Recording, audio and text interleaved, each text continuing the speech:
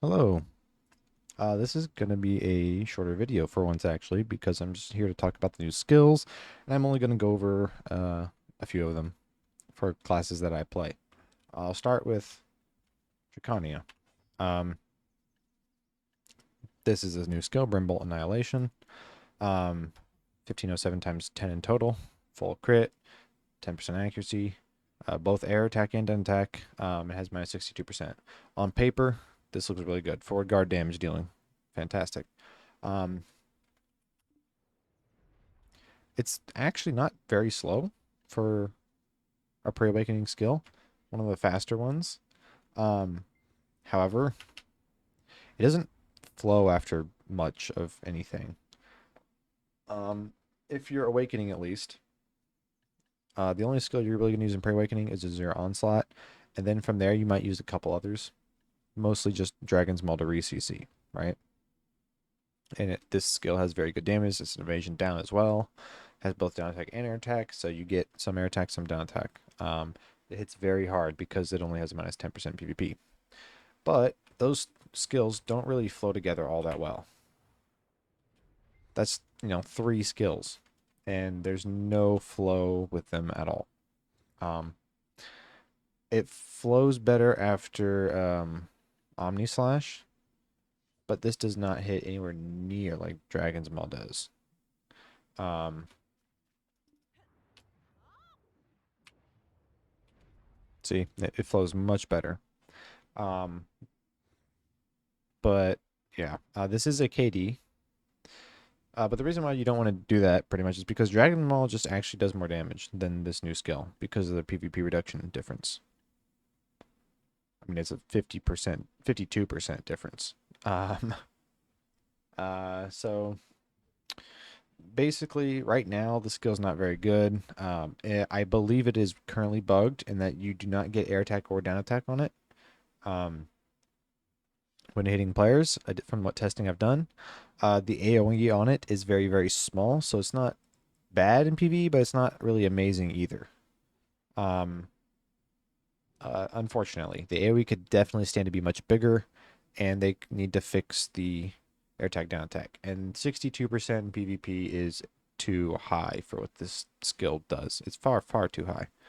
If this was like a 55%, 58%, it'd probably feel a bit better. But right now it's pretty much just not very usable for an Awakening Dracania. If you're Succession, maybe there's better flows with some of the Prime skills. Prime Omni Slash actually being like decent, possibly. I don't know. I don't play Suck, but I would assume it's somewhat decent. Um, it makes this more useful for them. But for Awakening, it just doesn't really do much, unfortunately. So from there, we'll move on. I could talk about Nova real quick. For at least for Awakening Novas, doesn't really help. There you go. That's it. It's just super armor damage. It's very, very slow, stationary. Yeah, the opposite of what an Awakening Nova wants to be. So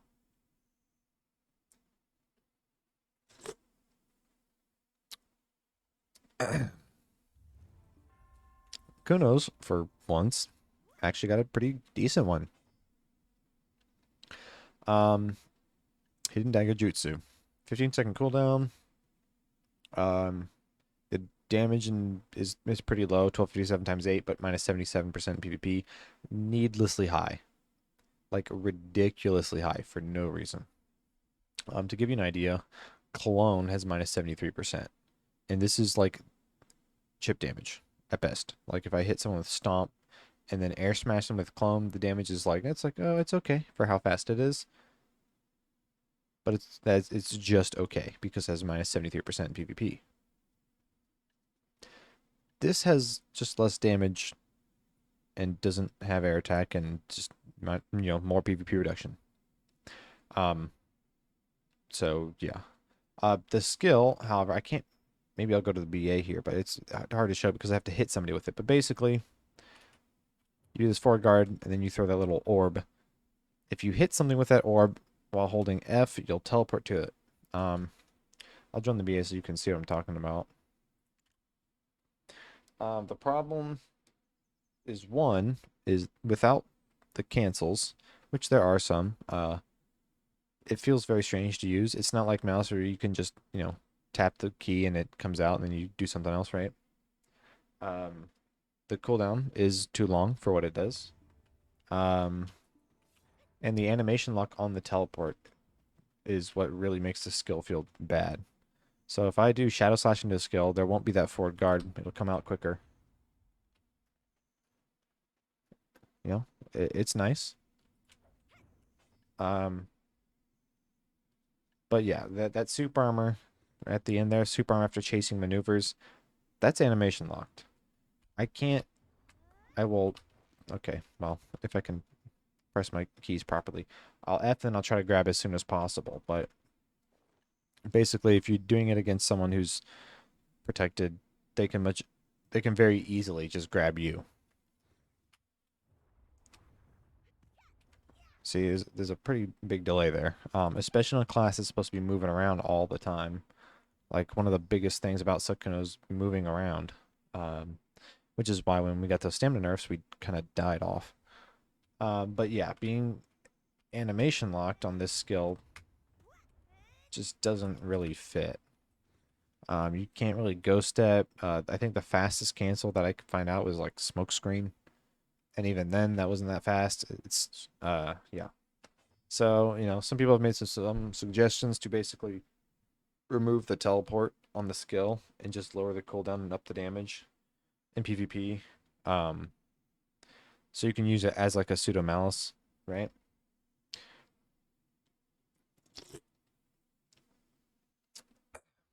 I also want this like forward guard moved. Just get rid of it. Make it function like it does when you cancel it. It just seems like a needless extra step into using the skill. So yeah. Like I said, it's a good skill. It's just there's a lot of weird things with it, right? That just don't really fit Kuno. Animation locks, the well, long cooldowns kind of Kuno's staple, or at least they were for a long time. But yeah, all in all, a decent skill, but very difficult slash kind of impossible, really, to make really good use of it. Obviously, it's new, so people when they're fighting a Kuno aren't gonna expect it, so you can catch people with it for sure. But you fight people enough, they get used to it, and all of a sudden it becomes nowhere near, as good or good at all. It just becomes kind of mundane, really. Um, so yeah, make it function like the canceled version. Remove the forward guard part completely. Uh, change the super armor to linger longer so we can recover stamina for one, and so that we make it so we can cancel out of it immediately. Maybe not immediately. Having this thing going to grab might just be really annoying for a lot of classes, but you know, cancel out of it faster than we currently can. Um, yeah, Kuno's one of the few classes that actually is up here. A lot of classes like Draconian just kind of down bad. Kuno's kind of up good, and then ninjas and mooses seem to be they're like really up good. Um, so it's kind of hard to complain when other classes just got dog shit. And we got actually something that's like good. Despite me having problems with it, it's still a good skill. Like, don't get me wrong. It's like, Heart Snatch, I might fucking hate the cooldown and the fact that it has no down attack, but it's still like a decent skill, right? This is a good skill. It just needs some tweaking to make it like, you know, where it should be, essentially, in my own opinion, at least.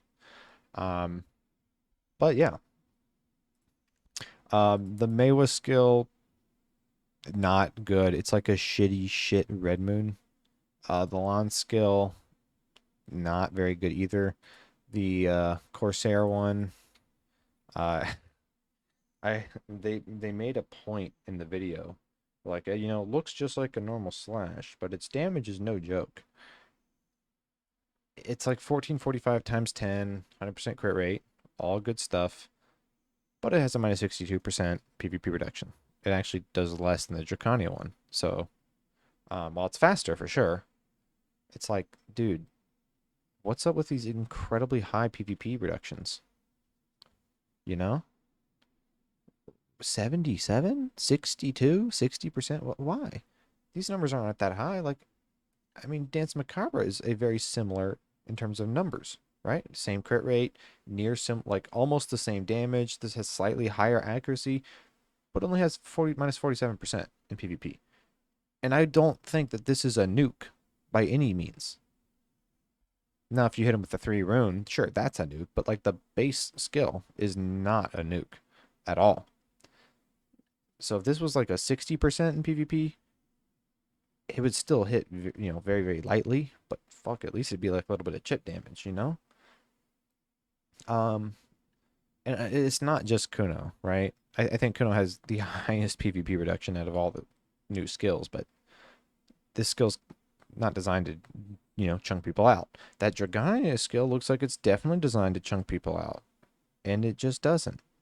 Um, why Musa of all classes got an actual like fast skill that does good damage, I will never know.